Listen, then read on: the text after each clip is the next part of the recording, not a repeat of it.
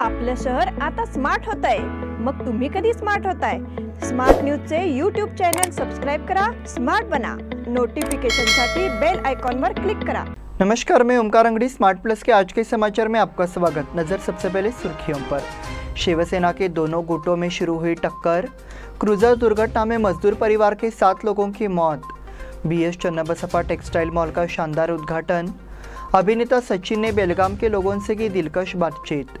पिरनवाड़ी में गांधी भवन का समर्पण समारोह कल। महाराष्ट्र एकीकरण समिति से कल विशाल मोर्चा निकाला जाएगा।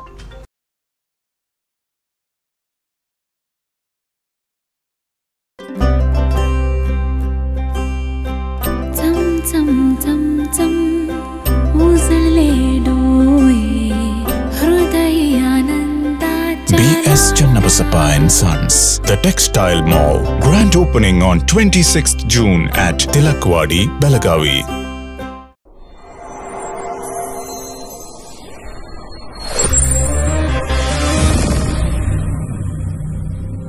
Something happens when you see a perfect moment, where you lose yourself in a new perspective.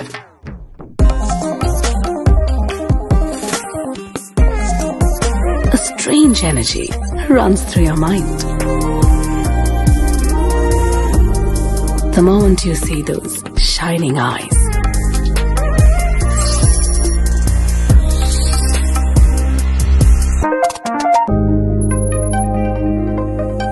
Before you realize, a smile spreads unknowingly. The heart beats rapidly.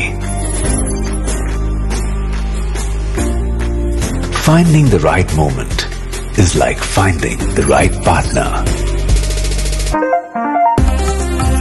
One click and it's yours. The all-new Z62. अब समाचार विस्तार से। शिवसेना नेता और शहरी विकास मंत्री एकनाथ शिंदे ने party के खिलाफ बगावत कर दी है।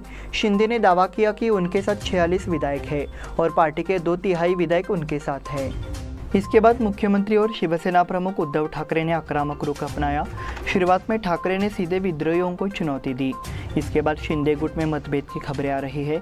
इसलिए देखा जा रहा है कि शिवसेना के 2 गुटों के बीच एक नई टक्कर शुरू हो गई है। इस बीच शिवसेना नेता और महाराष्ट्र के उच्च शिक्षा राज्य मंत्री उदय सामंत भी पहुंच से बाहर हो गए हैं। एकनाथ शिंदे और बीजेपी नेताओं की बैठक हो रही है। सत्ता स्थापित करने के लिए बातचीत चल रही है। बैठक का दौर चल रहा है, लेकिन बागी विधायकों का एक समूह सत्ता स्थापित करने के लिए कानून में फिट नहीं बैठता है। ऐसे में बागी विधायकों को अपने गुट का एक राजनीतिक दल में विलय करना होगा। कुछ समाचार आउटलेट्स ने बताया है कि विलय के मुद्दे पर बागी विधायकों के बीच मतभेद है। क्रूजर दुर्घटना में मजदूर परिवार के 7 लोगों की मौत। समय का असर उन मजदूरों के परिवारों पर पड़ रहा है जो काम पर जाते हैं। रविवार की सुबह एक तेज रफ्तार क्रूजर नहर में पलट जाने से 7 लोगों की मौत हो गई। क्रूजर चालक ने नियंत्रण खो दिया और पलट गया। यह भयानक हादसा हुआ। हादसा बेलगाम तालुका में कल्याण ब्रिज के पास हुआ। मुख्यमंत्री बसवराज बोम्मई ने मृतकों के परिवारों को 5 लाख रुपए देने की घोषणा की।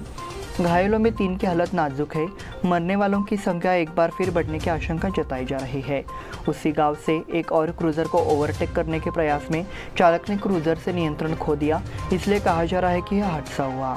सभी मजदूर 3 वाहनों से बेलगाम आ रहे थे। उसी तरह वो आज भी आ रहे थे। उस समय तीनों क्रूजर ड्राइवरों में होड़ मची हुई थी कि तुम मुझसे आगे क्यों हो। दुर्घटना की सूचना मिलते ही मारियल पुलिस मौके पर पहुंची और मदद की। घायलों को जिला अस्पताल ले जाया गया। शवों को आगे की जांच के लिए जिला अस्पताल की शवागार में भेज दिया गया है। BS चन्नबसप्पा टेक्सटाइल मॉल का शानदार उद्घाटन। बेलगाम में कपड़ा व्यवसाय के क्षेत्र में क्रांतिकारी कदम बने BS चन्नबसप्पा टेक्सटाइल मॉल का उद्घाटन रविवार को एक शानदार कार्यक्रम के रूप में हुआ। इस अवसर पर मुख्यमंत्री बसवराज बोम्मई उपस्थित थे और उन्होंने शोरूम निर्देशक को बधाई दी। उद्घाटन के अवसर पर बोलते हुए उन्होंने कर्नाटक के उद्योग और व्यापार की प्रगति की कामना की। राज्य सरकार औद्योगिक क्षेत्र को बढ़ावा देने के लिए व्यापक योजनाएं लेकर आए हैं, इसलिए राज्य की प्रगति निकट भविष्य में देखी जाएगी, ऐसा उन्होंने विश्वास व्यक्त किया। इस बार मंच पर सांसद मंगला अंगड़ी, पूर्व सांसद प्रभाकर कोरे, विधायक लक्ष्मी हिब्बालकर, विधायक अनिल बेनके और अन्य उपस्थित थे। शोरूम की ओर से निर्देशक BS चंद्रशेखर, BS शिवकुमार और परिवार के सदस्यों ने दर्शकों का स्वागत किया। इस कार्यक्रम में विभिन्न क्षेत्रों के गणमान्य व्यक्तियों ने भाग लिया। अभिनेता सचिन ने बेलगाम के लोगों से की दिलकश बातचीत।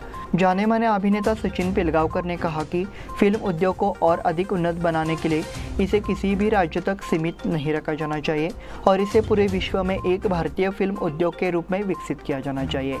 रोटरी क्लब द्वारा आयोजित एक कार्यक्रम के अवसर पर बेलगाम में रहते हुए उन्होंने मीडिया प्रतिनिधियों से बातचीत की। उन्होंने फिल्म उद्योग को एक उद्योग के रूप में विकसित करने की भी आवश्यकता व्यक्त की। सिनेमा के निर्देशक और रोटरी के पूर्व गवर्नर अविनाश पोद्दार ने उनका स्वागत किया। सचिन ने स्वरूप नर्तकी सिनेमा का निरीक्षण किया और यहाँ की व्यवस्थाओं की सराहना की। उन्होंने मुंबई से भी बेहतर साउंड सिस्टम की मौजूदगी पर संतोष जताया।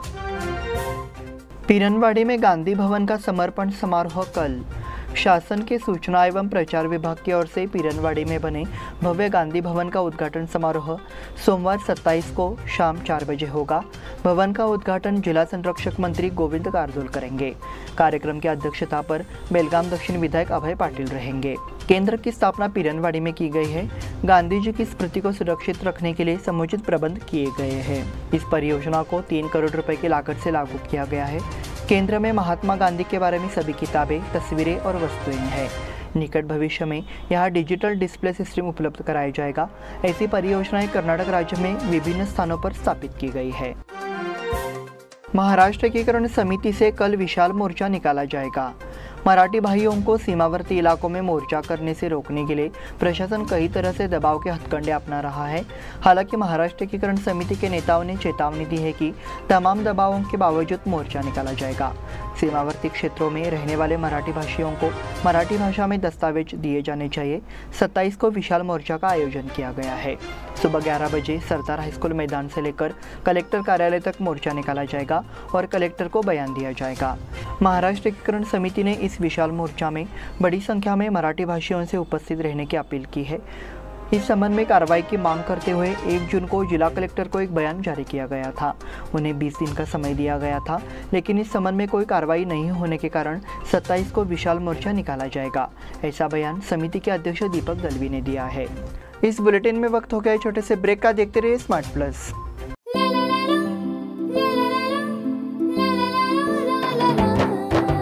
जले दीप अंगना में होगी रोशन दुनिया, पलकों तले छा जाए चांद तारों का साया। रंगोली में खिले रंग खुशियों की भी तरानी, तन मन झिलमिल जाए हर पल होंगी सुहानी। ये अटूट बंधन खिले हर आशियाना, रंग वस्त्रों का खजाना मन भाए आराधना। रंग वस्त्रों का खजाना मन भाए आराधना।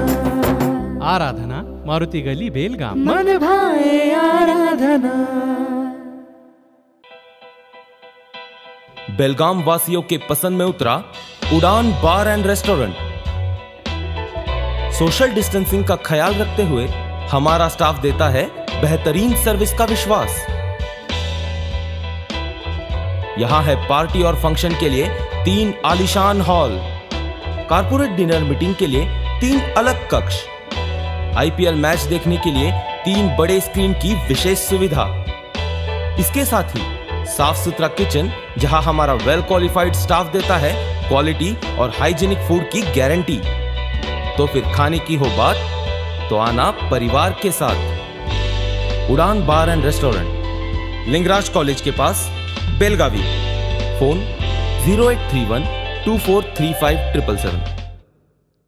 ब्रेक के बाद फिर से आपका स्वागत। बढ़ते हैं अगले समाचार की ओर।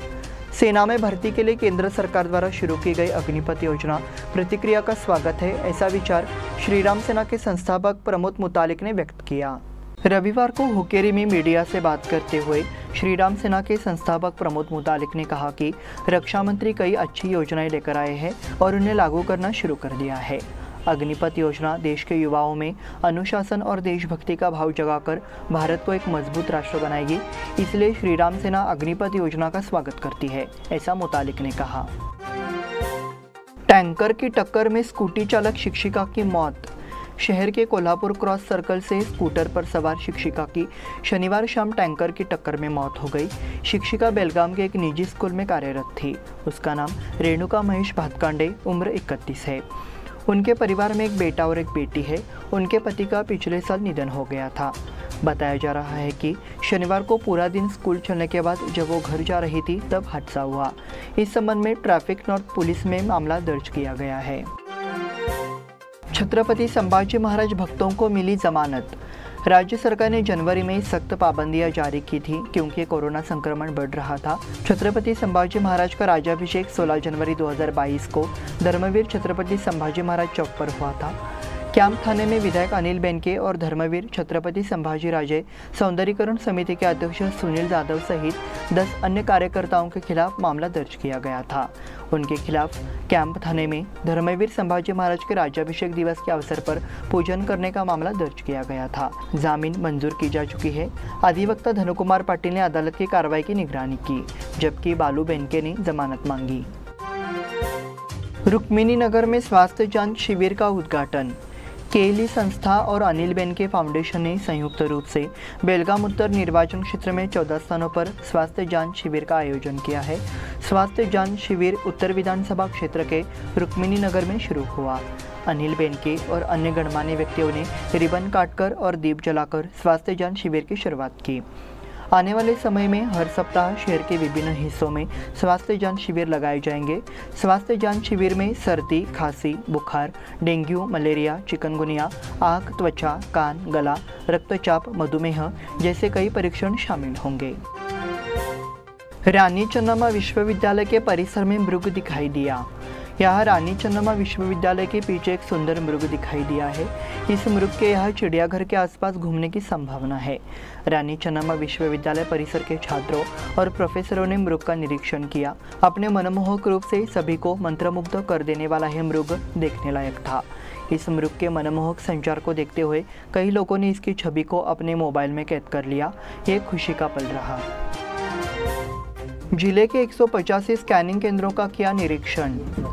मुडलगी बस स्टैंड के पास नाले में मृत शिशु मिलने के बाद जिलाधिकारी नितेश पाटिल के आदेश पर 7 जगहों के स्कैनिंग सेंटर का निरीक्षण किया गया। अभियान देर रात तक चलता रहा। बेलगाम जिले में शनिवार को दिन में 185 स्कैनिंग केंद्रों का निरीक्षण किया गया, जिसमें शहर के 64 केंद्र शामिल है।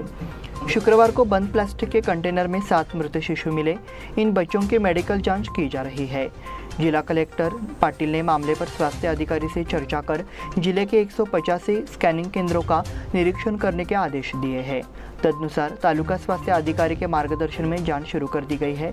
ऐसी जानकारी जिला आरोग्य अधिकारी महेश कोनी द्वारा प्रस्तुत की गई। इसी के साथ स्मार्ट प्लस के आज के समाचार समाप्त हुए। धन्यवाद।